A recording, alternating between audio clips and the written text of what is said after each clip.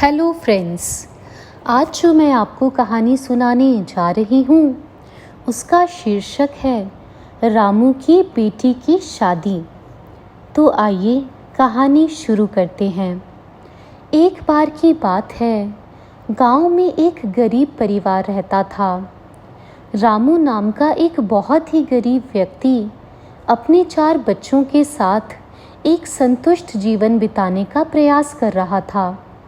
रामू अपनी बड़ी बेटी रिया की शादी करवाना चाहता था, जिसके लिए उसे एक अच्छे दामाद की तलाश थी। रामू एक अमीर लड़के से अपनी बेटी की शादी करवाना चाहता था।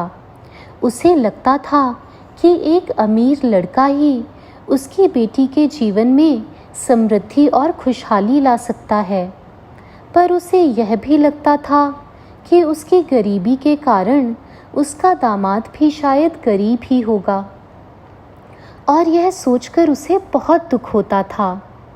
रामू की बेटी रिया बहुत ही होनहार लड़की थी, जिसने ग्रेजुएशन में टॉप किया था, पर रामू को उसकी पढ़ाई से ज़्यादा उसकी शादी की ही चिंता थी। एक दिन गांव में एक विद्वान महिला आई, जिसका नाम था विद्या।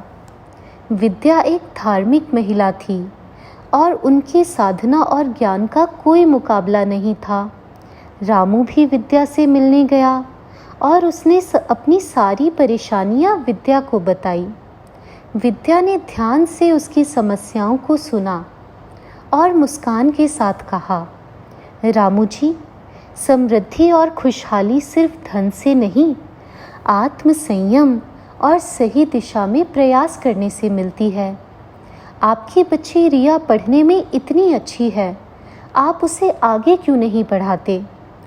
आपको अपने बच्चों को सही शिक्षा देनी चाहिए, ताकि वह खुद ही अपनी ज़िंदगी में समृद्धि और खुशहाली ला सके। रामू को विद्या के वचनों में सच्चाई नजर आई और उस दिन से उसकी मानसिकता में परिवर्तन होने लगा। उसे धीरे धीरे समझ में आने लगा कि धन की मात्रा ही एक व्यक्ति की समृद्धि का मापदंड नहीं है। विद्या के मार्गदर्शन में रामू ने अपने बच्चों को अच्छी शिक्षा प्रदान करने के लिए कड़ी मेहनत करना शुरू कर दिया। रिया को आगे की पढ़ाई के लिए रामू ने शहर भेज दिया। रामू की मेहनत और रिया की लगन से रिया ने अपनी पढ़ाई करते करते ही एक अच्छी सरकारी नौकरी भी पाली। शहर में नौकरी करते हुए रिया की मुलाकात राज नाम के एक लड़के से हुई, जो कि खुद भी एक गरीब परिवार से था, पर अपनी मेहनत की बदौलत एक बहुत बड़ा व्यापारी बन गया था। पहले रिया और राज दोस्त बने और फिर उन दोनों ने शादी करने का फैसला किया। जब रिया ने राज के बारे में रामू को बताया, तो उसने खुशी से राज को अपना दामाद के रूप में स्वीकार कर लिया और रिया की शादी उससे करवा दी।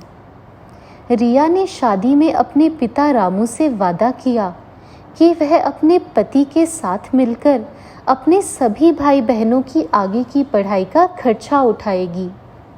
रिया की शादी से रामू बहुत खुश था और उसने विद्या को आभार व्यक्त किया, क्योंकि उनके मार्गदर्शन और आशीर्वाद से ही उसके जीवन में इतने सारे परिवर्तन आए थे।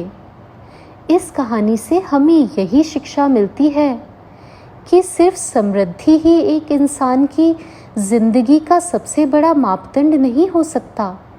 विद्या एक इंसान के जीवन में बहुत बड़ा महत्व अदा करती है, तो हम सबको अच्छी विद्या हासिल करने पर ध्यान देना चाहिए। अगर आपको मेरी कहानी पसंद आई हो तो इसे लाइक ज़रूर करें और मेरे चैनल को भी सब्सक्राइब करें। इससे मुझे और भी बेहतर कहानियाँ लाने की मोटिवेशन मिलेगी। Thank you, bye bye.